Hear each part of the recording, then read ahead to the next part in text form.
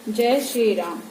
शांत सनातन अप्रमेय निष्पाप मोक्ष रूप परम शांति देने वाले ब्रह्मा शंभु और शेष से निरंतर सेवित वेदांत के द्वारा जानने योग्य सर्वव्यापक देवताओं में सबसे बड़े माया से मनुष्य रूप में दिखने वाले समस्त पापों को हरने वाले करुणा की खान रघुकुल में श्रेष्ठ तथा राजाओं के शिरोमणि राम कहने वाले जगदीश्वर की मैं वंदना करता हूँ। हे रघुनाथ जी, मैं सत्य कहता हूँ और फिर आप सबके अंतरात्मा ही हैं कि मेरे हृदय में दूसरी कोई इच्छा नहीं है। हे रघुकुल श्रेष्ठ, मुझे अपनी निर्भरा भक्ति दीजिए और मेरे मन को काम आदि दोषों से रहित कीजिए।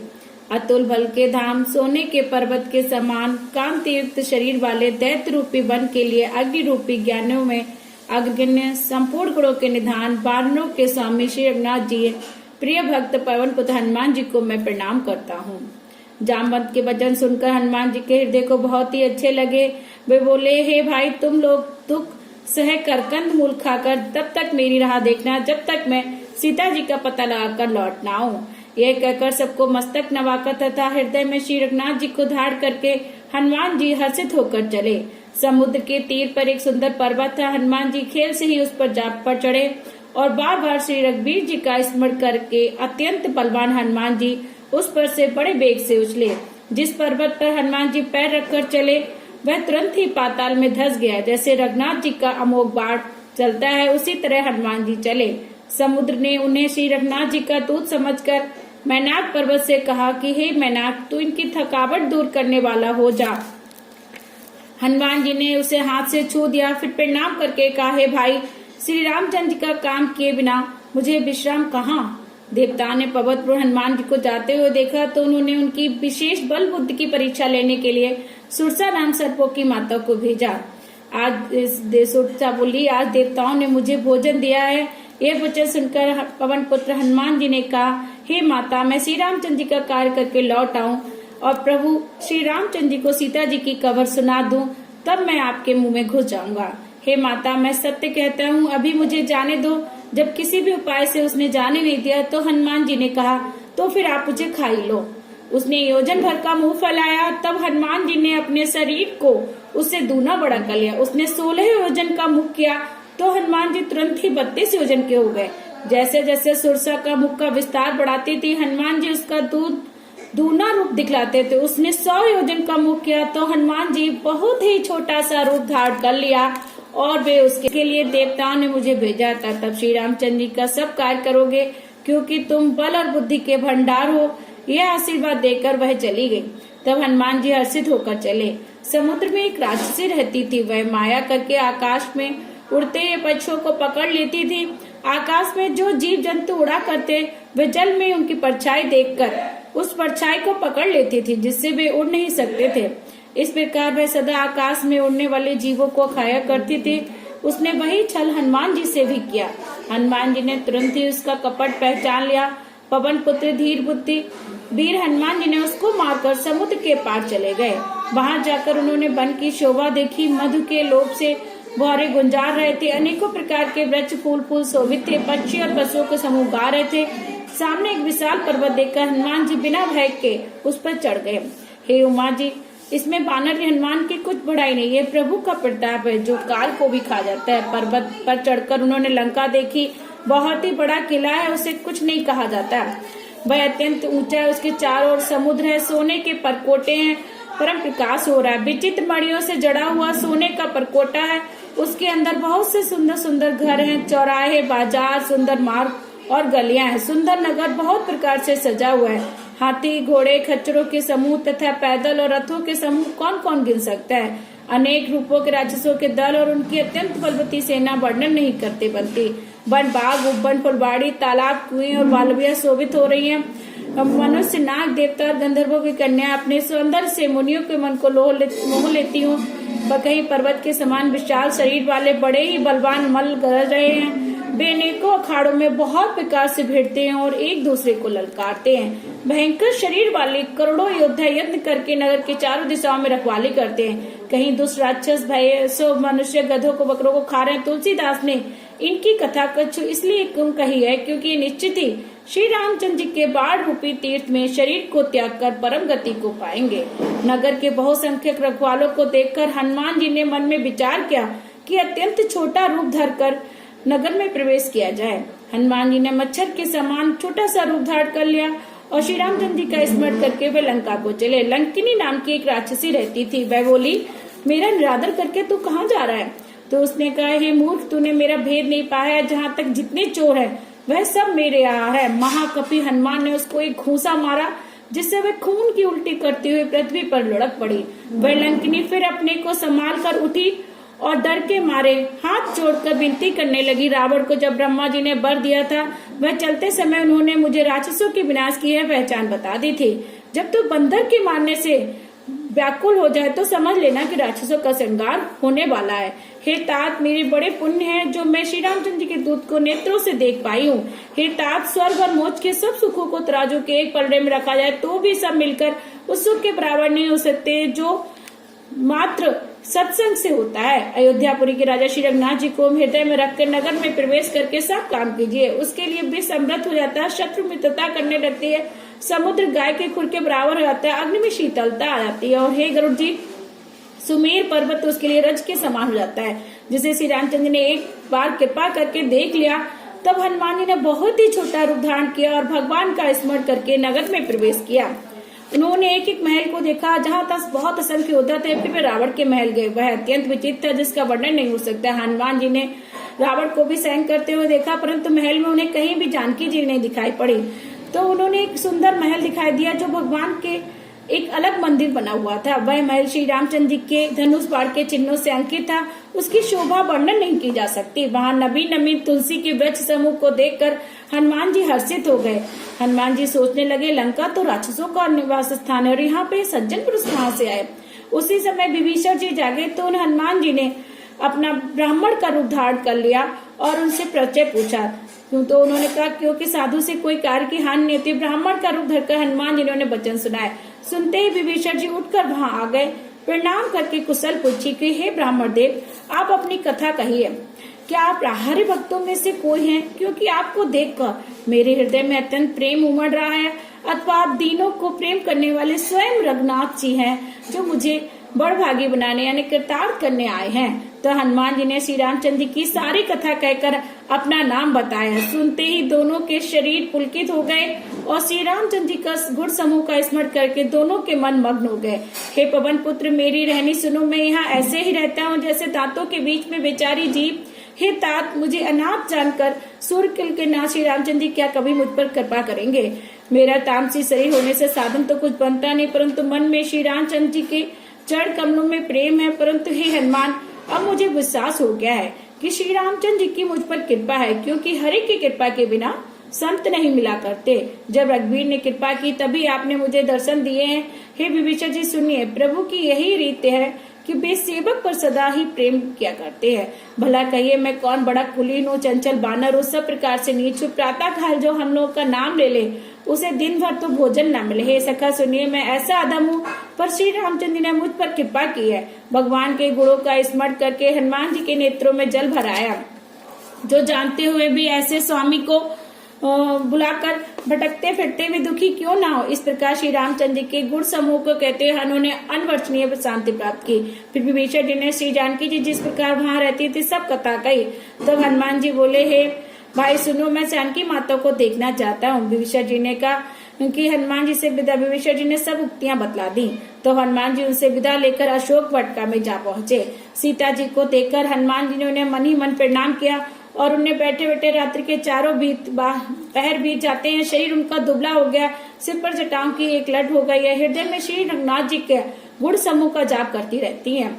श्री जानकी जी के नेत्रों में अपने चरणों में लगाए हुए और मन श्री रामचंद्र जी के चरण कमलों में लीन जानकी जी को दीन दुखी देखकर पवन पुत्र हनुमान जी बहुत ही दुखी हुए। हनुमान जी वृक्षों के पत्तों में छिप गए और विचार करने लगे, क्या करूं। उसी समय बहुत सी स्त्रियों को सज लेकर रावण वहां आया। उस दुष्ट ने सीता जी को बहुत प्रकार से समझाया, साम दाम भय वेद दिखलाया। रावण ने कहा, हे सुमुखी, हे सयानी, सुनो, मंदोदरी आदि सब रानियों में मैं तुम्हें तुम्हारी दासी बना दूंगा। यह मेरा प्रण, तुम एक बार मेरी ओर देखो तो सही।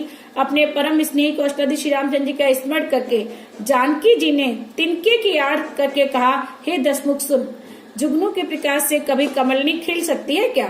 जानकी जी फिर कहती है, हे अधम, तू मन में समा ले दुष्ट, तूने श्री रघुवीर जी की बाढ़ की खबर नहीं है। हे पापी, तू मुझे सोने में हल्लाया। अधम निर्लज्ज, तुझे लज्जा नहीं आती? अपने को जुगनू के समान और रामचंद्र को सूर्य के समान सुनकर और सीता जी के कठोर वचनों सुनकर रावण ने तलवार निकालकर बड़े गुस्से में बोला, सीता तूने मेरा अपमान किया, मैं तेरा सिर इस कठोर कपाट से काट डालूंगा। तू मेरी बात मान ले, नहीं तो तुझे अपने जीवन से हाथ धोना पड़ेगा। सीता जी ने कहा, हे दशग्रीव, प्रभु की भुजा जो श्याम कमल की माला के समान सुंदर और हाथी की सूंड के समान है, या वह भुजा ही मेरे कंठ में पड़ेगी या तेरी भयानक तलवार? रे सुन, ये मेरा सच्चा प्रण है। सीता जी कहती है, चंद्रहास श्री रघुनाथ जी के विरह की अग्नि से उत्पन्न मेरी बड़ी भारी जलन को तू हर ले। हे तलवार, तू शीतल तीव्र शेष धारा बहाती है, तू मेरे दुख के बोझ को हर ले। सीता जी के वचन सुनते वह मानने दौड़ा। तब मैं दानव की पुत्री मंदोदरी ने नीत कहकर उसे समझाया और कहा कि राम बहुत प्रकार से भय दिखलाओ। यदि महीने भर में यह कहा न माने तो मैं इसे तलवार निकालकर मार डालूंगा। रावण घर चला गया। यहाँ राक्षसियों के समूह बहुत प्रकार से सीता जी को भय दिखलाने लगी।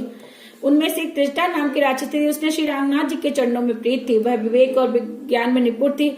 उसने अपना सबको बुलाकर अपना सपना सुनाया। उसने कहा, सपने में मैंने देखा एक बंदर ने लंका जला दी है और राक्षसों की सारी सेना मार डाली गई है। इस प्रकार वह दक्षिण दिशा को रावण गधे पर सवार है और वह उसकी पीछे भुजाएं कट गई है, सर कट गया और दक्षिण दिशा की ओर जा रहा है। मानो लंका विभीषण ने पाई है। नगर में श्री रामचंद्र जी की दुहाई है। तब प्रभु ने सीता जी को बुला भेजा है। मैं पुकार कर कहती हूँ कि यह स्वप्न 4 दिनों में ही सत्य होकर रहेगा। इस प्रकार त्रिष्टा सभी से बोली। यह सुनकर सब राक्षसियां डर गई और जनक सीता जी के चरणों में गिर पड़ गई। सब तब जाने लगे। सीता जी सोचने लगी, 1 महीना बीत जाने पर राक्षस रावण मुझे मारेगा। सीता जी हाथ जोड़कर त्रिष्टा से बोली, हे माता, तू मेरी विपत्ति की संगिनी, जल्दी कोई ऐसा उपाय कर जिससे मैं शरीर छोड़ सकूं। विरह असह्य हो चुका, मुझसे सहा नहीं जाता। काट लाकर चिता बना दे हे माता, फिर उसमें आग लगा दे हे सयानी। तू मेरी प्रीति को सत्य कर दे। रावण की सूल के समान दुख देने वाली बाणों को कौन सुने? सीता जी के वचन सुनकर त्रिष्टा चढ़ पकड़ कर कहने लगी और समझाया प्रभु का प्रताप और स्वस्थ समझाया और बोली, ये रात हो गई, कुछ नहीं मिलेगा। सीता जी कहने लगी, विधाता ही प्रतिकूल हो गया, ना आग मिलेगी ना पीड़ा मिटेगी।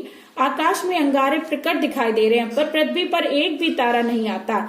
चंद्रमा अग्निमय, किंतु वह भी मुझे हतभाग्नि जानकर आग नहीं बरसाता। हे अशोक वच, मेरी विनती सुन, मेरा शोक हर ले और अपने नाम सत्य कर दे। तेरे नयने कोमल के पत्ते अग्नि के समान, मेरा अग्निदेव ग्रह रोग का अंत कर। सीता जी को ग्रह से व्याकुल देखकर वह क्षण हनुमान जी को कल्प के समान बीता। तो हनुमान जी ने मैं हृदय विचार करके अंगूठी डाल दी। मानो अशोक ने अंगारा दे दिया और सीता जी ने हर्षित होकर उठाकर उसे हृदय ले लिया। तब उन्होंने राम नाम से अंकित अत्यंत सुंदर एवं मनोहर अंगूठी देखी। अंगूठी को पहचान कर सीता जी आश्चर्यचकित होकर उसे देखने लगे तथा हर्षता हृदय सास से हृदय से क्ला उठी और बोली, श्री रघुनाथ जी तो सर्वदा अजय है, उन्हें कौन जीत सकते और मैं से ऐसी अंगूठी बनाई नहीं जा सकती। सीता जी के मन में अनेक प्रकार के विचार कर रही थी। उसी समय हनुमान जी ने मधुर वचन बोले। श्री रामचंद्र के गुणों का वर्णन करने लगे। सुनते ही सीता जी का दुख भाग गया और वे कहने लगी कि ये कौन है जो हनुमान श्री रामचंद्र जी की कथा कह रहा है, वह मेरे सामने प्रकट क्यों नहीं होता? तो हनुमान जी उनके सामने चले गए और हनुमान जी ने कहा, हे माता जानकी, मैं श्री रामचंद्र जी का दूत है, करना निधान की मैं सच्ची शपथ कहता हूँ, हे माता ये अंगूठी मैं ही लाया हूँ। श्री रामचंद्र जी ने मुझे आपके लिए सहदानी दी है। तब सीता जी ने पूछा, नर और भांडवों का संग कहो कैसे हुआ था? तो हनुमान जी ने जिस प्रकार संग हुआ था वह सारी कथा कह दी। हनुमान जी के प्रेम वचन सुनकर हनुमान सीता जी के मन में बहुत विश्वास उत्पन्न हो गया। उन्होंने जान लिया यह मन वचन और कर्म से कृपा सागर श्री रघुनाथ जी का दास है। भगवान का जन जानकर अत्यंत गाढ़ी प्रीत हो गई, नेत्रों में जल भर आया, शरीर अत्यंत पुलकित हो गया। सीता जी ने कहा, हे तात हनुमान, तुम बृहद सागर में डूबते हुए मुझको जहाज हुए, मैं बलिहारी जाते हूँ। अब छोटे भाई लक्ष्मण सहित खर के शत्रु सुखधाम प्रभु का कुशल मंगल को। श्री रघुनाथ जी तो कोमल हृदय और कृपालु है, फिर हे हनुमान उन्होंने किस कारण ये निष्ठुरता धारण कर ली है? सेवकों को सुख देना उनकी स्वाभाविक पान है। श्री रघुनाथ जी क्या कभी मेरी भी याद करते हैं? हे तात, क्या कभी उनके कोमल सांवले अंगों को देखकर मेरे नेत्र शीतल होंगे? मुंह से वचन निकलता, नेत्रों में जल भर आया। हे नाथ, आपने मुझे बिल्कुल ही भुला दिया है। सीता जी को विरह से परम व्याकुल देखा हनुमान जी कोमल विनीत वचन बोले, हे माता, सुंदर कृपा के धाम प्रभु भाई लक्ष्मण सहित कुशल से, परंतु आपके दुख से दुखी हैं। आप मन में गिलान न मानिए, श्री रामचंद्र जी के हृदय में आपसे दुगना प्रेम है। माता, आप धीरे धरकर श्री रघुनाथ जी का संदेश सुनिए। ऐसा कहकर हनुमान जी ने प्रेम से गदगद उनके नेत्रों में जल भराया। हनुमान जी बोले, श्री रामचंद्र जी ने कहा कि हे सीते, तुम्हारे वियोग में मेरे लिए सभी पदार्थ प्रतिकूल हो गए। वृक्षों के नए नए कोमल पत्ते मानो अग्नि के समान, रात्रि कालरात्रि के समान और चंद्रमा सूर्य के समान और कमलों के वन भालों के वन के समान हो गए। मेघ मानो खोलता हुआ तेज बरसा, जो हित करने वाले थे वे ही सब पीड़ा देने लगे हैं। बाई सांप के स्वान के समान होगी। मन का दुख कह डालने से कुछ घट जाता, पर कहूँ तो किससे कहूँ, ये कोई नहीं जानता। हे प्रिय, मेरे और तेरे प्रेम का तत्व एक मेरा मन ही जानता, और वह मन सदा तेरे पास रहता है। बस मेरे प्रेम का सार इतने में समझ ले। प्रभु का संदेश सुनते ही जानकी जी को प्रेम मग्न ने शरीर की सुध नारी। हनुमान जी ने कहा, हे माता, हृदय में धैर्य धारण करिए और सेवकों को सुख देने वाले श्री रामचंद्र जी का स्मरण करो। श्री रघुनाथ जी की प्रभुता को हृदय में लाओ और मेरे वचन सुनकर अपना ये महट छोड़ दो। राक्षसों के समूह पतंगों के समान, श्री रघुनाथ जी के बाण अग्नि के समान है। हे माता, हृदय में धैर्य धारण करो, राक्षसों को जला ही समझो। श्री रघुनाथ जी ने यदि खबर पाई होती तो वो कुछ भी ना देर करते और आ जाते। हे माता, मैं आपको अभी यहाँ से लिवा ले जाता, पर श्री रामचंद्र जी ने मुझे शपथ दी। हे माता, कुछ दिन और धीरज धरो। श्री रामचंद्र जी बानरों सहित यहाँ आएंगे और राक्षसों को मारकर आपको जरूर ले जाएंगे। तब सीता जी बोले, हे पुत्र, सब बानर तुम्हारे ही समान होंगे। राक्षस तो बड़े बलवान योद्धा हैं, अतः मेरे हृदय में बड़ा संदेह है। तो हनुमान जी ने अपना शरीर प्रकट किया। सोने के पर्वत के सकार का शरीर था, जो युद्ध में शत्रुओं के हृदय में भय उत्पन्न करने वाला अत्यंत बलवान और वीर था। तब सीता जी के मन में विश्वास हुआ कि हनुमान जी ने फिर छोटा रूप धारण कर लिया। तो हनुमान जी वो सीता जी बोले, हे माता सुनो, बानरों में बहुत बल बुद्धि नहीं होती, परंतु प्रभु के प्रताप से बहुत छोटा सा भी गरुड़ को खा सकता है। भक्ति, प्रताप, तेज और बल से सनी हनुमान जी की बात सुनकर सीता जी के मन में संतोष हुआ। उन्होंने श्री रामचंद्र जी के प्रिय जानकर हनुमान जी को आशीर्वाद दिया कि हे तात, तुम बल और शील के निधान हो। हे पुत्र, तुम अजर अमर गुणों के खजाने हो। श्री रघुनाथ जी तुम पर बहुत कृपा करें, प्रभु कृपा करें, प्रभु कृपा करें। ऐसे कानों से सुनते ही हनुमान जी पूर्ण प्रेम में मग्न हो गए। हनुमान जी ने बार बार सीता जी के चरणों में सिर नवाया और फिर हाथ जोड़कर बोले, हे माता, अब मैं कृतार्थ हो गया, आपका आशीर्वाद अमोघ है। ये बात प्रसिद्ध है। माता सुनो, इस फल वाले वृक्षों को देखकर मुझे बहुत भूख लगी है।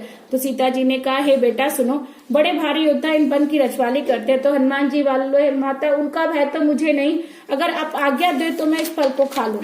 तो हनुमान जी को बुद्धि और बल में निपुण देखकर जानकी जी ने कहा, हे तात जाओ, श्री रघुनाथ जी के चरणों के हृदय में धरकर मीठे फल खाओ। वे सीता जी को सिर नवाकर चले और बाग में घुस गए, फल खाए और वृक्षों को तोड़ने लगे। वहां बहुत से योद्धा रखवाले थे, उनमें से कुछ को मार डाला, कुछ ने जाकर रावण से पुकार की कि हे नाथ, एक बहुत बड़ा भारी बंदर आया और उसने सारी अचोक वाटिका उजाड़ डाली, फल खाए और सबको जमीन पे फेंक दिया वृक्षों को। ये सुनकर रावण ने बहुत से योद्धा बचे, उन्हें देखकर हनुमान जी ने गर्जना की। हनुमान जी ने सब राक्षसों को मार डाला। तो कुछ जो आत्मरे थे, कुछ जो चिल्लाते वापस गए। फिर रावण ने अक्षय कुमार को भेजा, वह सर्व श्रेष्ठ योद्धाओं को साथ लेकर उसे देखकर हनुमान जी ने एक वृक्ष से ललकारा, उसको मार दिया। उन्होंने सेना को कुछ को मार दिया, कुछ को मसल डाला, कुछ को पकड़ पकड़ धूल में मिला दिया। कुछ ने फिर जाकर पुकार की, हे प्रभु, बंदर बहुत ही बलवान है। पुत्र का वध सुनकर रावण क्रोधित हो उठा और उसने अपने बलवान पुत्र मेघनाथ को भेजा और कहा कि पुत्र मारना नहीं, उसको बांध कर लेके जाओ, देखो तो कौन से कहां से बंदर आया है। इंद्र को जीतना वाला अतुलनीय योद्धा मेघनाथ चला, भाई का मारा जन उसे क्रोध हो आया। हनुमान जी ने देखा आपकी भयानक योद्धा है तो वे कटकटाकर गरजे और दौड़े। उन्होंने एक बहुत बड़ा वृक्ष उखाड़कर मेघनाथ को बिना रथ का कर दिया और बहुत से योद्धा पकड़ पकड़ हनुमान जी ने शरीर को मारने लगे। तब उनको मारकर फिर मेघनाथ से लड़ने लगे, मानो दो गजराज भिड़ रहे। हनुमान जी ने उसे घूसा मारकर वृक्ष पर जा पड़े, उसको क्षण भर के लिए मूर्छा आ गई। फिर उठकर उसने बहुत माया रची, परंतु पवन के पुत्र उससे जीते नहीं जीते। अंत में मेघनाथ ने ब्रह्मास्त्र का संधान किया। तो हनुमान जी ने सोचा कि ब्रह्मास्त्र को नहीं मानता हो तो ब्रह्मा जी की महिमा मिट जाएगी, इसलिए उन्होंने हनुमान जी ने ब्रह्म मारा। तो गिरते ही हनुमान जी ब्रह्मबाण से गिर गए और गिरते ही उन्होंने बहुत सी सेना मार डाली।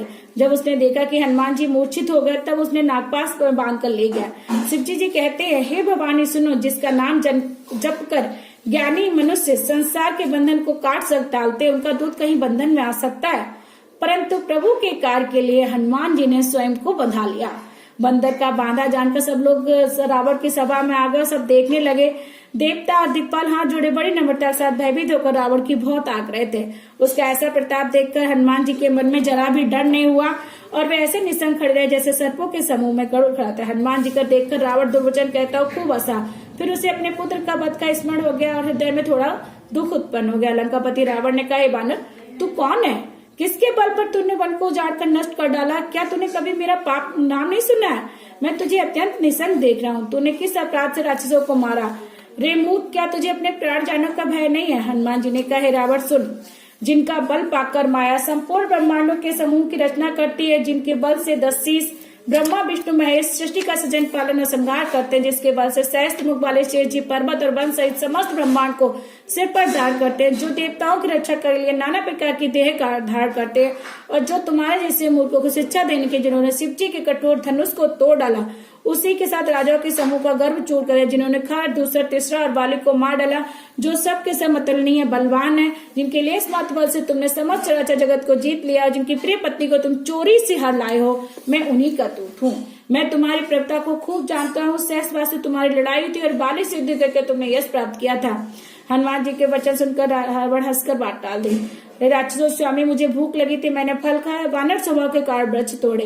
हे मालिक, देह सबको परम प्रिय है, कुमार पर चढ़ने वाले राक्षस जब मुझे मारने लगे, तब जिन्होंने मुझे मारा मैंने उनको ही मारा। हे रावण, मैं हाथ जोड़कर आपसे विनती करता हूँ, और मान छोड़कर तुम अपने पवित्र कुल का विचार करके देखो और भ्रम को छोड़कर भक्त भैरी भगवान को भजो।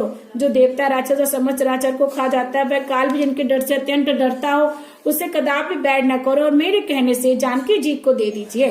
खर के शत्रु श्री रघुनाथ जी शरणागत और रक्षक और दया के समुद्र हैं। शरण जाने पर प्रभु तुम्हारा सारे अपराध भुलाकर तुम्हें अपनी शरण में रख लेंगे। तुम श्री रामचंद्र जी के चरण कमलों को हृदय में धारण करो और लंका का अचल राज्य करो। ऋषि पुलिस का यश निर्मल चंद्रमा के समान है, उस चंद्रमा में तुम कलंक न बनो। राम नाम के बिना बाड़ी शोभा नहीं पाती। मत मोह को छोड़ विचार कर देखो, हे देवताओं के शत्रु, सब गहनों से सजी हुई सुंदर स्त्री भी कपड़ों के बिना शोभा नहीं पाती। राम विमुख पुरुष संपत्ति और प्रभुता रही हुई भी चली जाती है, उसका पाना ना पाने के समान है, जिस नदियों में कोई जल स्रोत ना हो। हे रावण सुनो, मैं प्रतिज्ञा करके कहता हूँ, राम विमुख की रक्षा करने वाला कोई नहीं है। हजारों शंकर विष्णु और ब्रह्मा जी भी श्री रामचंद्र जी के साथ रोग करने पर तुमको नहीं बचा सकते। हे मोह मूल, जिसका मूल है बहुत पीड़ा देने वाले, तम रूप अभिमान का त्याग कर दो और रघुकुल के स्वामी कृपा के समुद्र भगवान श्री रामचंद्र जी का भजन करो। यदि हनुमान जी ने भक्ति ज्ञान और वैराग नीति से सनी बाड़ी बहुत हित की बाड़ी कही, तो भी वह महान अभिमानी रावण बहुत हंसकर बोला कि हमें ये बंदर तो बड़ा ज्ञानी गुरु मिला है। रे दुष्ट, तेरी मृत्यु निकट आ गई, मुझे शिक्षा देता है। हनुमान जी ने कहा, उल्टा ही होगा, मैंने जान लिया। हनुमान जी के वचन सुनकर बहुत ही कुपित हो गया और बोला, मूर्ख, इसके प्राण क्यों नहीं कोई हल लेता? सुनते राक्षस उसे मारने दौड़े। उसी समय मंत्रियों के साथ विभीषण जी आ गए। विभीषण जी ने कहा कि दूत को मारना नहीं चाहिए, कोई दूसरा दंड दिया जाए। तो सुनते ही रावण ने कहा, अच्छा तो इसको अंग भंग करके लौटा दिया जाए। मैं सबको समझाकर कहता हूँ, बंदर की ममता तो पूंछ पर ही होती है, अतः तेल में कपड़ा डुबोकर उसकी पूंछ में बांधकर फिर आग लगा दो। जब बिना पूछ का ये बंदर वहां जाएगा तो ये मूर्ख अपने मालिक को साथ ले आएगा, जिसकी इसने बहुत बड़ाई की। मैं जरा उनकी प्रभुता तो देखूं। ये वचन सुनते हनुमान जी मन में मुस्कुराए और बोले कि सरस्वती जी इसकी सहायक हो गई, इसीलिए ऐसा बोल रहा है। नगर में कपड़ा घी तेल नहीं रह गया, सब लोग हनुमान जी की पूंछ पे कपड़ा घी तेल लगा रहे हैं। बहुत सारे लोग तमाशा देखने के लिए वहां पर आते हैं, तो ढोल बजते, सब लोग तालियां पीटते। हनुमान जी को नगर में प्रातः फिर पूंछ में आग लगा दी। अग्नि को जलते हुए देखकर हनुमान जी ने तुरंत ही बहुत छोटे रूप में हो गए। बंधन से निकल फिर सोने की टारियों पर जा चढ़े। उसको देखकर राक्षसों की स्त्रियां भयभीत हो गईं। और उस समय भगवान की प्रेरणा से अनंचासों पवन चलने लगी। हनुमान जी 88 करके गरजे और बढ़कर आकाश से जा उतरे। देह बड़ी विशाल परंतु बहुत ही हल्की है। वे दौड़कर एक महल से दूसरे महल पर चढ़ जाते हैं और सारा नगर जला डाला। सब लोग कह रहे, हाय बप्पा, हाय मैया, ये सब हमें कौन बचा देगा? यही सब तरफ सुनाई दे रहा है। साधु के अपमान का यह फल है कि नगर अनाथ के नगर की तरह जल गया। हनुमान जी ने एक ही क्षण में सारा नगर जला डाला। एक विभीषण जी का घर नहीं जलाया। शिव जी कहते हैं, पार्वती जिन्होंने अग्नि को बनाया, हनुमान जी उन्हीं के दूत हैं, इस कारण वे अग्नि से नहीं जले। हनुमान जी ने उलट पड़कर सारी लंका जला दी। फिर वे समुद्र के कूद पड़े। पूछ बुझाकर थकावट दूर करके और फिर छोटा सा रूप धारकर हनुमान जी श्री जानकी जी के सामने हाथ जोड़कर जा खड़े हुए। हनुमान जी ने कहे, माता मुझे कोई चिन्ह दीजिए, जैसे श्री रघुनाथ जी ने मुझे दिया था। तब सीता जी ने चूड़ामणि उतार कर दी। हनुमान जी ने उसको हर्षपूर्वक लिया। जानकी जी ने कहा, तात मेरा प्रणाम निवेदन करना और इस प्रकार कहना है, प्रभु यदि आप सब प्रकार से पूर्ण काम है तथापि दीनों पर दया करना आपका व्रत है, तो उस व्रत को याद करके हे नाथ मेरे बड़े भाई संकट को दूर किए। हे तात इंद्रपुंज की जयंती की कथा सुनाना और प्रभु को उनके बाढ़ का प्रताप समझाना। यदि महीने भर में नाथ ना आए तो फिर मुझे जीते ना पाएंगे। हे हनुमान कहो मैं किस प्रकार प्राण रखूं? हे तात तुम भी अब जाने को कह रहे हो, तुमको देखकर छाती ठंडी हुई थी, फिर मुझे वही दिन और वही रात। हनुमान जी ने जानकी जी को समझाकर बहुत प्रकार से धीरज दिया और चरण कमलों से नमाकर श्री रामचंद्र जी के पास गमन किया। चलते समय उन्होंने बहुत बड़ी गर्जना की, जिससे राक्षसों की स्त्रियों के गर्भ गिरने लगे। समुद्र लांघकर वे इस पार आकर उन्होंने बानरों को किलकिला शब्द सुनाया। हनुमान जी को हर्षित देखा, सब हर्षित हो गए। तब बानरों ने अपना नया जन्म समझा। हनुमान जी का मुख प्रसन्न और शरीर में तेज विराजमान है। ये श्री रामचंद्र जी का कार्य कर आए हैं। सब हनुमान जी से मिले और बहुत ही सुखी हुए, जैसे तड़पती हुई मछली को जल मिल गया हो। सब हर्षित होकर नए नए इतिहास वृतांत हुए सुग्रीव के पास पहुंचे। सब लोग मधुबन के भीतर आए। रंगत की सम्मत से सबने मधुर फल खाए। जब रखवाले बजने तब घूसों की मात मारते सब रखवाले भाग छूटे। उन सबने जाकर पुकार की कि युवराज अंगद वन उजाड़ है। तो सुग्रीव बोले कि वे प्रभु का कार्य कर आए हैं। यदि सीता जी की खबर ना पाई होती तो क्या वे फल खा सकते थे? इस प्रकार राजा सुग्रीव मन में विचार कर ही रहे थे कि समाज सहित सारे वानर वहां आ गए। सबने आकर सुग्रीव के चरणों में सिर नवाया। कपड़ा सुग्रीव सभी से प्रेम के साथ मिले। उन्होंने कुशल पूछे, आपके चरणों के दर्शन से सब कुशल है। श्री रामचंद्र जी की कृपा से विशेष कार्य हुआ है। नाथ हनुमान जी ने सब कार्य किया, सब वानरों के प्राण बचा लिए। ये सुनकर सुग्रीव हनुमान जी से फिर मिले और सब वानरों से श्रीनाथ जी के पास चले। श्री रामचंद्र जी जब वानरों कार्य करते हुए देखा तब उनके मन में विशेष हर्ष हुआ। दोनों भाई स्फटिक शिला पर बैठे थे। सब वानर जाकर उनके चरणों पर गिर पड़े।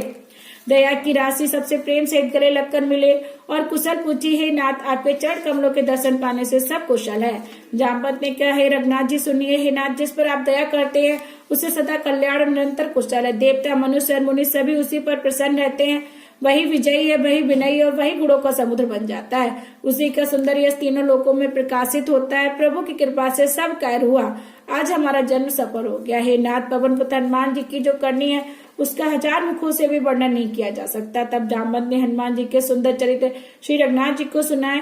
वे चरित्र सुनने पर कृपा निधि श्री रामचंद्र जी के मन को बहुत ही अच्छे लगे। उन्होंने हर्षित होकर हनुमान जी को फिर हृदय से लगा लिया और कहा, हे तात, कहो सीता किस प्रकार रहती है और अपने प्राणों की रक्षा करती है? हनुमान जी ने कहा, आपका नाम दिन रात पहरा देने वाला है। आपका ध्यान ही किवाड़ है। नेत्रों को अपने चरणों में लगाए रहती हैं, यही ताला है। फिर प्राण जाए तो किस मार्ग से? चलते समय उन्होंने मुझे चूड़ामणि दी है।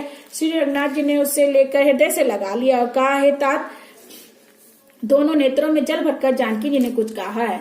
छोटे भाई सहित प्रभु के चरण पकड़ना। आप दीन बंधु हैं, शरणागत के दुखों को हरने वाले, और मैं मन और वचन कर्म से आपकी चरणों की अनुरागिनी हूँ। फिर स्वामी ने मुझे किस अपराध से त्याग दिया है? हाँ, मैं अपना एक दोष अवश्य मानती हूँ कि आपका वियोग होते हुए मेरे प्राण नहीं निकल गए, किंतु हे नाथ, ये तो नेत्रों का अपराध है जो प्राणों को निकलने में हठ पूर्वक बाधा देता है। ब्रह अग्नि है, शरीर रुई और श्वास पवन है। इस प्रकार यह शरीर क्षण मात्र में जल सकता, परंतु नेत्र अपने हित के लिए आंसू बरसाते हैं, जिससे ब्रह की आग भी देह जलने नहीं पाती। सीता जी की विपत्ति बहुत बड़ी है। हे दीनदयालु, वे बिना ही कहे अच्छे है। करुणानिधान, उनका एक एक पल कल्प के समान बीतता है। प्रभु तुरंत चलिए और अपनी भुजाओं के बल से दुष्टों के दल को जीतकर सीता जी को ले आए हैं। सीता जी का दुख सुनकर सुख के धाम प्रभु के नेत्रों में जल भर आया और मन वचन शेष, जिससे मेरी ही गतियों से क्या स्वप्न में भी विपत्ति हो सकती है? हनुमान जी ने कहा, हे प्रभु, विपत्ति तो तभी है जब तक आपका भजन स्मरण न है। प्रभु, राक्षसों की बात ही कितनी है, आप शत्रु को जीतकर जानकी जी को ले आएंगे। भगवान कहने लगे, हे हनुमान, सुन, तेरे समान मेरा उपकारी देवता मनुष्य तथा मुनि कोई भी शरीरधारी नहीं है। मैं तेरा प्रत्युपकार तो क्या करूं, मेरा मन भी तेरे सामने नहीं हो सकता। हे पुत्र, मैंने खूब विचार करके देख लिया, मैं तुझसे उड़ नहीं हो सकता। देवता रक्षक प्रभु बार बार हनुमान जी को देख रहे हैं। नेत्रों में प्रेमाशोक का जल भरा है और शरीर अत्यंत पुलकित है। प्रभु के वचन सुनकर उनके मुख तथा अंगों को देखकर हनुमान जी हर्षित हो गए और प्रेम में विकल होकर बोले, हे भगवान, मेरी रक्षा करो कहते हुए श्री रामचंद्र जी के चरणों में गिर पड़े। प्रभु उनको बार बार उठाना चाहते हैं, परंतु प्रेम में डूबे हनुमान जी को चरणों से उठाना सुहाता नहीं है। प्रभु का कर कमल हनुमान जी के सिर पर उस स्थित का स्मरण करके शिव जी प्रेम मग्न हो गए। फिर मन को सावधान करके शंकर जी अत्यंत सुंदर कथा करने हनुमान जी को उठाकर प्रभु ने हृदय से लगाए और हाथ पकड़कर निकट बैठाए। हनुमान, बताओ तो, रावण के द्वारा सुरक्षित लंका और उसके बड़े बाकी किले को तुमने किस तरह जलाया? हनुमान जी के प्रभु को प्रसन्न जाना और बेअभिमान रहित वचन बोले, बंदर का तो बस यही पुरुषार्थ है कि वे एक डाल से दूसरी डाल पर चला जाता है। मैंने जो समुद्र लांघकर सोने का नगर जलाया और राक्षस को मारकर अशोक वन को उजाड़ डाला, तो ही नाथ, इसमें मेरी कोई बड़ाई नहीं है, तो आपका ही प्रताप है। हे प्रभु, जिस पर आप प्रसन्न होते हैं उसके लिए कुछ भी कठिन नहीं है। आपके प्रभाव से रूई भी निश्चित इस गढ़वाल को जला सकती है। हे नाथ, मुझे अत्यंत सुख देने वाली निश्चल भक्ति कृपा करके दीजिए। तो हनुमान जी की सरल बाणी सुनकर भगवान श्री रामचंद्र ने मस्त कहा, हे उमा, जिसने श्री रामचंद्र जी का स्वभाव जान लिया उसे वचन छोड़कर दूसरी बात नहीं सुनाती। यह स्वामी सेवक का संवाद जिसके हृदय में आ गया वही श्री रघुनाथ जी के चरणों की भक्ति को पा गया। प्रभु के वचन सुनकर बानरगढ़ कहने लगे, कृपालु अनंत श्री रामचंद्र की जय हो जय हो। श्री रघुनाथ जी के कप्रिय सुग्रीव को बुलाया और कहा, चलने की तैयारी करो, अब विलंब किस कारण किया जाए। बानरों को तुरंत आज्ञा दी गई। यह लीला देखकर बहुत से फूल बरसाकर देवता लोग अपने आसास मार्ग से अपने घर लोग चले गए। बानर सुग्रीव ने शीघ्र ही बानरों को बुलाया। सेनापतियों के समूह आ गए। बानर भालुओं के जो अनेक रंगों के और उनमें अतुलनीय बल है, वे प्रभु के चरण कमलों में सिर निभाते महान बलवान रीछ और बानर गरज रहे हैं। श्री रामचंद्र जी ने बानरों की सारी देना देखी और तब कमल नेत्रों से कृपा पूर्वक उनकी ओर दृष्टि डाली। राम कृपा का बल पाकर श्रेष्ठ वानर मानो पंख वाले बड़े पर्वत हो गए। तब श्री राम जी ने हर्षित होकर प्रस्थान कूच किया। अनेक सुंदर और शुभ शकुन हुए, जिनकी कीर्ति सब मंगलों से पूर्ण है। उनके प्रस्थान के समय शकुन होना यह नीति है। प्रभु का प्रस्थान जानकी जी ने भी जान लिया। उनके बाएं अंग बढ़ बढ़कर कह रहे थे, श्री रामचंद्र जी आ रहे। जानकी जो जो शकुन हुए थे वही भी अब शकुन रावण को हुए। नखी जिनके सहस्त्र वे इच्छा अनुसार ही बानर पर्वतों पर चौक धाड़ के कोई आसास मार से कोई पृथ्वी पर चले जा रहे हैं। सिंह के समान गर्जना कर रहे। दिशाओं के हाथी पीछे को चिंगाड़ने लगे। दिशाओं के हाथी चिंगाड़ने लगे। पृथ्वी डोलने लगी। पर्वत चंचल हो गए। समुद्र खलबला उठे। गंधर्व देवता मुन्नार किन्नर सबके सब हर्षित हो गए और बोले, हमारे सब दुख टल गए। अनेकों करोड़ों भयानक बानर योद्धा कटकटा रहे। करोड़ों ही दौड़ रहे। प्रबल पात कौशलनाथ श्री रामचंद्र जी की जय हो ऐसा पुकारते हुए वे उनके गुण समूह को गा रहे। उदार सरफराज शेष जी की सेना का बोझ नहीं सह सकते। वे बार बार मोहित हो जाते हैं और पुनः पुनः कच्छप के टोट पीट को दांतों से पकड़ते हैं। ऐसा करते हुए ऐसा शोभा दे रहे मनु श्री रामचंद्र जी की सुंदर प्रस्थान यात्रा को परम स्वामी जानकर उनके चल पवित्र कथा को सरफराज शेष जी के कच्छप की पीठ पर लिख रहे हो। इस प्रकार कृपा निधान श्री रामचंद्र जी समुद्र तट पर जा उतरे। अनेकों रीछ वानर वीर जहाँ तहाँ फल खाने लगे। वहां जब से हनुमान जी लंका को जलाकर गए तब से राक्षस भयभीत रहने लगे। अपने अपने घरों में सब विचार करते हैं राक्षस कुल की रक्षा नहीं है। जिसके दूत के बल का वर्णन नहीं किया जाता उसके स्वयं नगर में आने पर कौन सी भलाई है।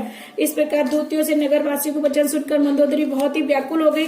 वह एकांत में हाथ जोड़कर रावण से बोले कि हे पति श्री हरि से विरोध छूटिए। मेरे कहने को अत्यंत हित का जानकर हृदय में धाड़ कीजिए। जिनकी दूध की करने का विचार करते राक्षसों की स्त्रियों के गर्भ गिर जाते हैं। ये प्यारे स्वामी, यदि भला चाहते हो तो अपने मंत्री को बुलाकर उसके साथ उसकी स्त्री को भेज दीजिए। सीता आपके कुल रूपी कमलों के वन को दुख देने वाली जाड़े की रात्रि के समान है। हे नाथ सुनिए, सीता को दिए बिना शंभु और ब्रह्मा के लिए भी आपका भला नहीं हो सकता। श्री रामचंद्र के बाढ़ सर्पों के समूह के समान और राक्षसों के समूह मेढक के समान जब तक वे इन्हें ग्रस्त नहीं लेते तब तक हट छोड़कर उपाय कर लीजिए। मूर्ख जगत प्रसिद्ध अभिमानी रावण कानों से उसकी बाड़ी सुनकर खूब हंसा। बोला, स्त्रियों का स्वभाव सचमुच ही डरपोक होता है, मंगल में भी भय करती है। तुम्हारा मन बहुत ही कच्चा है। यदि पांडवों की सेना आएगी तो वे चाहे राक्षसों से मार कराकर अपना जीवन निर्वाह करेंगे। लोकपाल भी जिसके डर से कांपते हो उसकी स्त्री डरती हो, ये बड़ी हंसी की बात है। रावण ने ऐसे कहकर अपने मंत्र रखकर वह सभा की समुद्र के पार सारी सेना आ गई है। तो उसने सबसे पूछा तो सब लोग बोले, चुप रहिए, इसमें सलाह की क्या बात है। आपने देवताओं और राक्षसों को तो जीत लिया, तो मंत्री वैद्य गुरु ये तीन यदि भय या आशय से प्रिय बोलते हैं तो राज शरीर और धर्म इन तीन का शीघ्र ही नाश हो जाता है। रावण के लिए भी वही सहायता पड़ी। मंत्री उसे सुना सुना सकर स्तुति करते हैं। अवसर जानकर विभीषण चेहरों ने बड़े भाई के चरणों में सिर नवाया। फिर वे सिर नवाकर अपने आसन पर बैठ गए और आज्ञा पाकर वचन बोले, हे कृपालु, आपने मुझसे बात पूछी तो मैं अपनी बुद्धि के अनुसार आपके हित की बात कहता हूँ। जो मनुष्य अपना कल्याण, सुंदर यश, सुबुद्धि, सुगति और नाना प्रकार के सुख चाहता है वह भी हे स्वामी पर स्त्री के लाड को चौथ के चंद्रमा के समान त्याग दे। 14 भुवनों का एक ही स्वामी होता है, वह भी जीवों से भी करके नहीं ठहर सकता।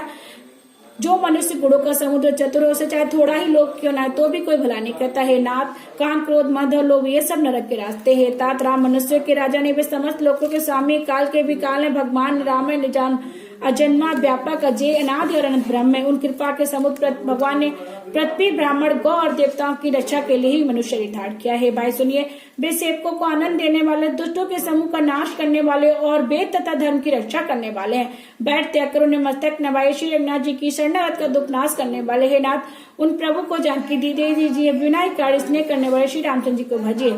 जिसे संपूर्ण जगत से द्रोह करने का पाप लगा शरण जाने पर प्रभु उनको भी नहीं त्यागते।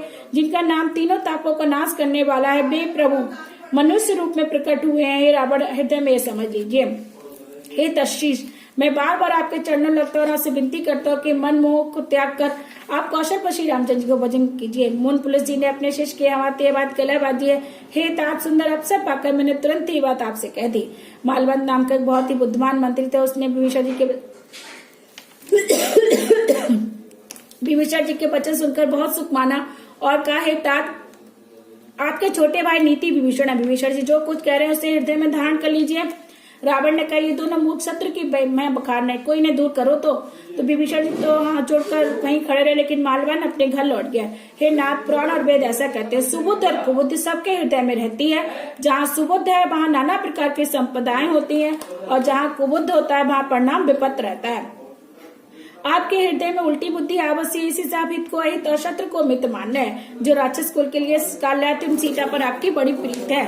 हे तात, मैं चरण पकड़कर आपसे भीख मांगता हूँ कि आप मेरा दुलार रखिए, सीता जी को श्री रामचंद्र जी को दीजिए। विभीषण ने पंडितों पुराण वेद सम्मत बाड़ी से नीत पकान कर कही, पर रावण क्रोधित हो उठा और उसने बोला कि अरे मृत्यु तेरे निकट आ गई है।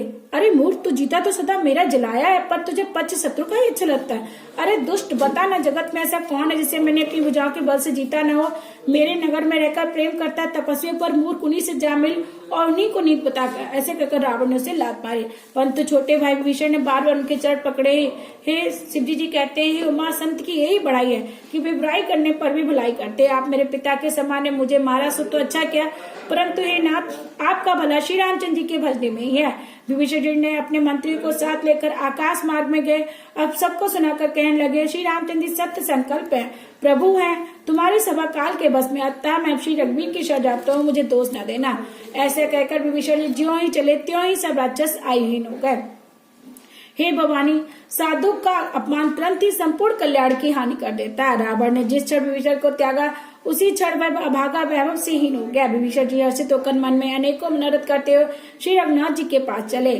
मैं जाकर भगवान के कोमल और लाल वर्ण के सुंदर चरण कमलों के दर्शन करूंगा, जो सेवकों को सुख देने वाले, जिन चरणों का स्पर्श पाकर ऋषि पत्नी अहल्या तर गई, और जो दंडक वन को पवित्र करने वाले, जिन चरणों को जानकी जी ने हृदय में धारण कर रखा है, जो कपट मर्ग के साथ पृथ्वी पर दौड़े थे, और जो चरण कमल साक्षात शिव जी के हृदय रूपी सरोवर में विराजते हैं। मेरा अहोभाग कि आज मैं उन्हीं को देखूंगा। जिन चरणों की पादुकाओं में भरत जी ने अपना मन लगा रखा है, आज मैं उन्हीं चरणों को अभी जाकर नेत्रों से देखूंगा। इस प्रकार प्रेम से विचार करते हुए शीघ्र ही समुद्र के इस पार आ गए। बानरों ने विभीषण को आते देखा तो उन्होंने जाना कि शत्रु का कोई खास दूत है, तो उन्हें ठहरा कर वे सुग्रीव के पास आए और उनको सब समाचार कह सुनाया। सुग्रीव ने कहा, हे रघुनाथ जी सुनिए, रावण का भाई मिलने आया है। प्रभु श्री रामचंद्र ने कहा, हे मित्र तुम क्या समझते हो। बानरा सुग्रीव ने कहा, हे महाराज सुनिए, राक्षसों की माया जानी नहीं जाती, यह इच्छा अनुसार रूप बदलने वाले छली न जाने किस कारण आया है। हे मूर्ख, हमारा वेद लेने आए, इसलिए मुझे तो यही अच्छा लगता है कि इसे बांध रखा जाए। हे मित्र, तुमने नीति तो अच्छी विचारी, परंतु मेरा प्रण तो शरणागत के भय को हर लेना है। प्रभु के वचन सुनकर हनुमान जी हर्षित हुए और कहने लगे, भगवान कैसे शरणागत वत्सल है। श्री रामचंद्र जी फिर बोले, जो मनुष्य अपने अहित का अनुमान करके शरण में आए हुए का त्याग कर देता है, वे पामर है, पाप में है, उन्हें देखने में बिहान है। जिसे करोड़ों ब्राह्मणों की हत्या लगी, शरण आने पर मैं उसे भी नहीं त्यागता। जीव ज्यों ही मेरे सम्मुख होता है, उसे मैं करोड़ों जन्मों के पाप नष्ट हो जाते हैं। पापी का ऐसा स्वभाव होता है, मेरा भजन उसे कभी नहीं सुहाता। यदि वह निश्चय दुष्ट होता तो क्या मेरे सम्मुख आ सकता था। जो मनुष्य निर्मल मन का होता है वही मुझे पाता है। मुझे कपट और छल छिद्र नहीं सुहाते। यदि उसे रावण ने भेद लेने को भेजा तब भी हे सुग्रीव, अपने को कुछ भी भय या हानि नहीं है, क्योंकि हे सके जगत में जितने भी राक्षस लक्ष्मण क्षण में उन सबको मारकर रख देंगे। कृपा के धाम श्री रामचंद्र ने हंस कर कहा, दोनों ही स्थितियों में उसे ले आओ। तब अंगद और हनुमान सहित सुग्रीव श्री रामचंद्र जी की जय हो कहते हुए चले। विभीषण जी को आदर सहित आगे करके बानर फिर वहां चले जहां कर्णा के खान श्री रघुनाथ जी थे। नेत्रों को आनंद का दान देने वाले दोनों भाइयों को विभीषण जी ने दूर से ही देखा। फिर शोभा के धाम श्री रामचंद्र जी को देखकर वे पलक रोककर ठिठक कर एकटक देखते रह गए। भगवान की विशाल भुजाएं हैं, लाल कमल के समान नेत्र है, शरणागत के भय का नाश करने वाला सांवला शरीर है, सिंह से कच्चे कंधे हैं, विशाल वक्षस्थल है, अत्यंत शोभा दे रहा है, असंख्य कामदेवों के मन को मोहित करने वाला मुख है। भगवान के स्वरूप को देखकर विभीषण जी के नेत्रों में जल भर आया और शरीर अत्यंत पुलकित हो गया। फिर मन में धीरे धीरे उन्होंने कोमल वचन कहे, हे नाथ, मैं दसमुख रावण का भाई हूँ, देवताओं का रक्षक, मेरा जन्म राक्षस कुल में हुआ। मेरा तामसी शरीर है, सुभाष से मुझे पाप प्रेत से उल्लू को अंधकार से मैं कानों से आपका सुय सुन के आया प्रभु, भव के भय का नाश करने वाले, दुखियों के दुख को दूर करने वाले और शरणागत को सुख देने वाले श्री रघुवीर मेरी रक्षा कीजिए, रक्षा कीजिए। प्रभु ने उसे ऐसा कर धनवर करते देखा तो वे अत्यंत हर्षित होकर तुरंत उठे। विभीषण जी के दीन वचन सुनने पर प्रभु के मन को बहुत ही भाए। उन्होंने अपनी विशाल भुजाओं से पढ़कर उसको हृदय से लगा लिया। छोटे भाई लक्ष्मण से गले मिलकर उन्होंने अपने पास बिठाकर श्री रामचंद्र जी भक्तों के भय को आने वाले वचन बोले। हे लंकेश, परिवार सहित अपनी कुशल कहो। तुम्हारा निवास बुरी जगह पर, दिन रात दुष्टों की मंडली में बसते हो। हे सके, तुम्हारा धर्म किस प्रकार निपटा मैं सब जानते हूँ। तो हे तात, नरक में रहना बरम अच्छा, परंतु विधाता दुष्ट का संग ना दे। हे रघुनाथ जी, आपके चरणों के दुष्म से कुशल से हो। अब आप नवसेवक जानकर मुझ पर दया की है। जब तक जीव की कुशल नहीं, जब तक स्वप्न में उसके मन को शांति नहीं, जब तक वह शोक के घर काम को छोड़कर श्री रामचंद्र जी को नहीं बसता। लोभ मोह मत्सर मद और मान आदि को दुष्ट तभी तक हृदय में बसते हैं जब तक कि धनुष बाढ़ कमर में तरकस धाड़ के शिवनाथ जी के हृदय में नहीं बसते। ममता पूर्ण अंधेरी रात है जो राग द्वेष रूपी लोग को सुख देने वाली है, तभी तक जीव के मन में बसती है जब तक प्रभु का प्रताप रूपी सूर्योदय नहीं होता है। हे श्री रामचंद्र जी, आपके चढ़ाव इनके दर्शन कर अब मैं कुशल से हो। मेरे बड़े भारी भय मिट गए। हे कृपालु, आप जिस पर अनुकूल होते उसे तीनों प्रकार के भवसूल नहीं व्यापते। मैं अत्यंत नीच स्वभाव का राक्षस से मैंने कभी शुभ आचरण नहीं किया, जिनका रूप पुण्यों को भी ध्यान में नहीं आता। उन प्रभु ने स्वयं हर्षित होकर मुझे हृदय से लगा लिया। हे कृपाल सुख के पुण्य श्री रामचंद्र जी, मेरा अत्यंत असीम सौभाग्य जो मैंने ब्रह्मा और शिव जी द्वारा सेवित उगल चढ़ कमलों को अपने नेत्रों से देखा। श्री रामचंद्र जी ने कह सका, सुनो मैं तुम्हें अपना स्वभाव कहता हूँ, जिसे काकभूषण शिव जी या पार्वती जी भी जानते हैं। जो कोई मनुष्य जड़ चेतन जगत का द्रोही हो, यदि वह भी भयभीत होकर मेरी शरण तक कर आ जाए और मद मोह तथा नाना प्रकार के छल कपट त्याग दे, तो मैं उसे बहुत ही शीघ्र ही साधु के समान कर देता हूँ। माता पिता भाई पुत्र स्त्री शरीर धन घर मित्र परिवार, इन सबके ममत्व रूपी तागों को बटोर कर उन सबकी एक डोरी बटकर उसके द्वारा जो अपने मन को मेरे चरणों में बांध देता है, जो समदर्शी से कुछ भी इच्छा नहीं है, जिसके मन में हर्ष शोक और भय नहीं है, ऐसा सज्जन मेरे हृदय में ऐसे बसा करता है जैसे लोभी के हृदय में धन बसा करता है। तुम सरीखे संगति मुझे प्रिय है। मैं किसी की न्योरी देह धारण नहीं करता। जो सगुण भगवान के उपासक है, दूसरे के हित में लगे रहते और नीति नियमों में दृढ़ है, वे मनुष्य मेरे प्राणों के समान है। लंकापति सुनो, तुम्हारे अंदर उपयुक्त सब गुण है, इसलिए तुम मुझे अत्यंत प्रिय हो। श्री रामचंद्र जी के वचन सुनकर सब बांधव कहने लगे, श्री रामचंद्र जी की जय हो, श्री रामचंद्र जी की जय हो। प्रभु की बाड़े सुनती उनको कानों के लिए अमृत जानकर विभीषण जी गाते नहीं है। वे बार बार श्री रामचंद्र जी के चरण कमल पकड़ते हैं। अपार प्रेम में हृदय में समाता नहीं है। विभीषण जी ने कहा, हे देव, हे चराचर जगत के स्वामी, हे शरणागत के रक्षक, हे सबके हृदय के भीतर के जानने वाले, सुनिए। मेरे हृदय में पहले कुछ वासना थी, वह प्रभु के चरणों की प्रीत रूपी नदी में बह गई। अब तो हे कृपालु, शिव जी को मन को सदैव प्रिय लगने वाली अपनी पवित्र भक्ति मुझे दीजिए। मस्त कहकर रणधीर प्रभु श्री राम जी ने तुरंत ही समुद्र का जल मांगा और कहा, यद्यपि तुम्हारी इच्छा नहीं, परंतु मेरा दर्शन तो हम हो गए। ऐसा कहकर श्री रामचंद्र ने उसको राज तलब कर दिया। आकाश से पुष्पों की अपार वृष्टि हुई। श्री राम जी ने रावण की क्रोध रूपी अग्नि से, जो अपने श्वास रूपी पवन से प्रचंड हो रही थी, जलते हुए विभीषण को बचा लिया और उसे अखंड राज दिया। शिव जी ने जो संपत्ति रावण को 10 सिरों की बलि देने पर दी थी, वही संपत्ति श्री रघुनाथ जी ने विभीषण जी को बहुत सा कुछ दे दी। ऐसे प्रभु को छोड़कर जो मनुष्य दूसरों को भजते, वे बिना सींग के पूछ के पशु है। अपना सेवक जानकर विभीषण जी ने श्री रामचंद्र जी को अपना लिया। प्रभु का स्वभाव वानर कुल के मन को बहुत अच्छा लगा। फिर सबको जानने वाला, सबके हृदय में बसने वाले, सब रूप सबसे रहित उदासीन कारणों से मनुष्य बने राक्षसों कुल का नाश कर श्री राम ने नीति की रक्षा करने वाले वचन बोले। हे वीर वानरराज सुग्रीव और लंकापति विभीषण, सुनो, इस गहरे समुद्र को किस प्रकार पार किया जाए। अनेक जाति के मगर सांप और मछली समुद्र सब प्रकार से कठिन है। विभीषण जी ने कहा, हे रघुनाथ जी सुनिए, यद्यपि आपका एक बाढ़ ही करोड़ों समुद्रों को सोखने वाला है, तथापि नीति ऐसी कही गई कि जाकर समुद्र से प्रार्थना की जाए। हे प्रभु, समुद्र आपके कुल में बड़े पूर्वज हैं, वे विचार का उपाय बतला देंगे, तब रीछ और वानरों की सारी सेना बिना ही परिश्रम के समुद्र के इस पार उतर जाएगी। श्री रामचंद्र जी ने कहा, हे सखा, तुमने अच्छा उपाय बताया, यही किया जाए। यदि देव सहायक हो तो यह सलाह लक्ष्मण जी के मन को अच्छी नहीं लगी। श्री रामचंद्र जी के वचन सुनकर तो उन्होंने बहुत ही दुख पाया। लक्ष्मण जी ने कहा, हे नाथ, देव का कौन भरोसा, मन में क्रोध कीजिए और समुद्र को सुखा डालिए। ये देव तो काय के मन का एक आधार होते हैं, आलसी लोग ही देव देव पुकारा करते हैं। यह सुनकर श्री रघुवीर जी हंसकर बोले, ऐसा ही करेंगे, मन में धीरज रखो। ऐसा कहकर छोटे भाई को समझाकर फिर श्री रघुनाथ जी समुद्र के समीप गए। उन्होंने पहले सिर नवाया, फिर किनारे पे कुछ बिछाकर बैठ गए। इधर जब से विभीषण जी गए थे तब से रावण उनके पीछे 2 दूत भेज दिए थे। कपट से बानर का शरीर धारकर उन्होंने सब लीला देखी और वे अपने हृदय में प्रभु के गुणों की शरणागत पर उनके स्नेह की सराहना करने लगे। फिर वे प्रकट रूप में भी अत्यंत प्रेम के साथ श्री रामचंद्र जी के स्वभाव की बढ़ाई करने लगे। उन्हें कपट भेष भूल गया। तब बानरों ने जाना कि ये शत्रु के दूत है, वे उन सबको बांधकर सुग्रीव के पास ले आए। सुग्रीव ने कहा, सब बानर सुनो, राक्षसों के अंग भंग करके भेज दो। सुग्रीव के वचन सुनकर बानर दौड़े। दूतों को बांधकर उन्होंने सेना को चारों ओर घुमाया। बानरों ने बहुत तरह से मारने लगे। वे दीनहीन होकर पुकारते, तब बानरों ने छोड़ा। तो उन्होंने कहा, अगर मुझे नहीं छोड़ा तो श्री कौशलपति श्री रामचंद्र जी की सौगंध है। तो यह सुनकर लक्ष्मण जी ने सबको निकट बुलाया। उन्हें बड़ी दया लगी और उन्होंने हंसकर उनको छोड़ दिया। रावण ने और लक्ष्मण जी ने एक अपनी चिट्ठी दी और उसको बोला कि उसको रावण को दे देना। फिर उस मुंह से मेरा उदार भरा संदेश भी कहना, ये सीता जी को देखकर उनसे नहीं मिले तो तुम्हारा काल आ गया है। लक्ष्मण जी के चरणों में मस्तक नवाकर श्री रामचंद्र जी के गुणों की कथा वर्णन करते हुए दूत तुरंत चले गए। दसमुख रावण ने हंसकर बात पूछी, अरे शुक, अपनी कुशल क्यों नहीं कहता? फिर उस विभीषण का समाचार सुना। मृत जिसके निकट आ गई हो। मूर्ख ने राज करते हुए लंका को त्यागा, अब जौ का कीड़ा बनेगा। फिर भालू बानों की सेना का हाल का जो कठिन काल की प्रेरणा से यहाँ चली आई है और जिनके जीवन का रक्षक कोमल चित्त वाला बेचारा समुद्र बन गया है। फिर तपस्वियों की बात बता जिनके हृदय में तेरा डर है। उनसे तेरी भेंट हुई कि वे कानों से मेरा स्वर सुनकर ही लौट गए। शत्रु सेना का तेज और बल बताता क्यों नहीं? तेरा चित्त बहुत ही बौचक्का सा हो रहा है। दूत ने कहा, हे नाथ, आपने जैसे कृपा करके पूछा है वैसे क्रोध छोड़कर मेरा कहना मानिए। जब आपका छोटा भाई श्री रामचंद्र जी से आकर मिला तब उसके पहुंचते ही श्री रामचंद्र जी ने उसको राजतलक कर दिया। हम रावण के दूत हैं। यह कहानी सुनकर बानरों ने हमें बहुत प्रकार से कष्ट दिए, यहाँ तक कि भी हमारे नाक कान काटने लगे। तो हमने श्री रामचंद्र जी की सौगंध दिलाने पर उन्होंने हमें छोड़ा। हे नाथ, आपने श्री रामचंद्र जी की सेना पूछी, सो वह तो 100 करोड़ों मुखों से भी वर्णन नहीं की जा सकती।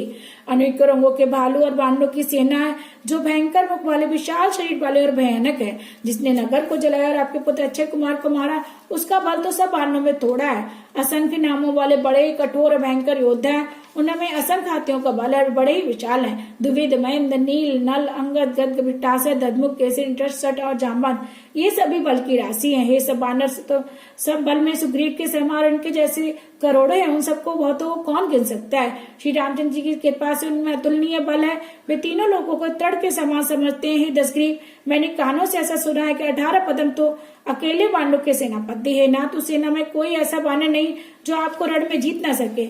सबके सब अत्यंत क्रोध में हाथ नीचते पर श्री रघुनाथ जी उन्हें आज्ञा नहीं देते। हम मछलियों और सांपों सहित समुद्र को सोख लेंगे, नहीं तो बड़े बड़े पर्वतों से उसे भरकर पूर देंगे और रावण को मसल कर धूल में मिला देंगे। सब बानर ऐसे ही वचन कह रहे हैं। सब सहज ही निडर है, इस प्रकार गरजते डरते मानो लंका को निगल लेना चाहते हो। सब बानर भालू सहज ही शूरवीर हैं। फिर उन पर सिर पर प्रभु श्री रामचंद्र जी है। रावण उबे संग्राम में करोड़ों कालों को खा सकते हैं। श्री रामचंद्र जी के बल और बुद्धि की अधिकता को लाखों शेष भी नहीं गा सकते हैं। वे एक एक बाढ़ से करोड़ों समुद्र को सोखते हैं। परंतु नीत निपुण श्री रामचंद्र जी ने आपके भाई से उपाय पूछा। उनके वचन सुनकर वे श्री समुद्र की राह मांग रहे। उनके मन में कृपा भरी हुई है। दूत के वचन सुनकर रावण खूब हंसा, बोला, ऐसी बुद्धि है तभी तो बानरों को सहायक बनाया है। स्वाभाविक डरपोक विभीषण के वचन को प्रमाण करके उन्होंने समुद्र से मचलना ठाला होगा। अरे मूर्ख, झूठी बड़ाई क्या करता है? बस मैंने शत्रु के बल और बुद्धि की थापा ली। जिसके विभीषण जैसा डरपोक मंत्री उसे जगत में विजय विभूति का। दुष्ट रावण के वचन सुनकर दूत को गुस्सा आ गया। उसने मौका समझकर पत्रिका निकाली और कहा, श्री रामचंद्र जी के छोटे भाई लक्ष्मण ये पत्रिका दी है। रावण ने हंसकर उसे बाएं हाथ से लिया और मंत्री को बुलाकर वह मूर्ख उसे पढ़ने लगा। पत्रिका में लिखा था, अरे मूर्ख, केवल बातों से ही मन को रिझाकर अपने कुल को नष्ट भ्रष्ट न कर। श्री रामचंद्र से विरोध करके तू विष्णु ब्रह्मा महेश की शरण जाने पर वही नहीं बचेगा। या तो अभिमान छोड़कर अपने छोटे भाई विभीषण की बातें प्रभु के चरण कमलों का भ्रमर बन जा, अथवा रे दुष्ट श्री रामचंद्र जी के बाढ़ रूपी अग्नि में परिवार सहित पतंगा हो जा। पत्रिका सुनते रावण मन में भयभीत हो गया, परंतु मुख से मुस्कुराता हुआ मैं सबको सुनाकर कहने लगा, जैसे कोई पृथ्वी पर पड़ा हुआ हाथ से आकाश को पकड़ने की चेष्टा करता है, वैसे ही छोटा तपस्वी बाग विलास करता है। दूत ने कहा, अभिमानी स्वभाव को छोड़कर इस पत्र में लिखी सब बातों को सत्य समझिए और अपना क्रोध छोड़ दीजिए। श्री रामचंद्र से बैर त्याग दीजिए। यद्यपि रघुवीर समस्त लोगों के स्वामी है, पर उनका स्वभाव अत्यंत ही कोमल है। मिलते ही प्रभु आप पर कृपा करेंगे। जानकी जी से रघुनाथ जी को दे दीजिए। हे प्रभु, इतना कहना मेरा मानिए। जब दूत ने जानकी देने के लिए कहा तब दुष्ट रावण ने उसको लात मारी। वह भी चरणों में सिर नवाकर वहां चला जहाँ कृपा के सागर श्री रघुनाथ जी थे। प्रणाम करके उस दूत ने अपनी कथा सुनाई। श्री रामचंद्र जी की कृपा से अपनी गति पाई। शिव जी कहते हैं, भवानी वह ज्ञानी मुनि था, अगस्त ऋषि के हिसाब से राक्षस हो गया था। बार बार श्री रामचंद्र जी के चरणों की वंदना करके वह मुनि अपने आश्रम को चला गया। इधर 3 दिन बीत गए, किंतु जड़ समुद्र विनय नहीं मानता।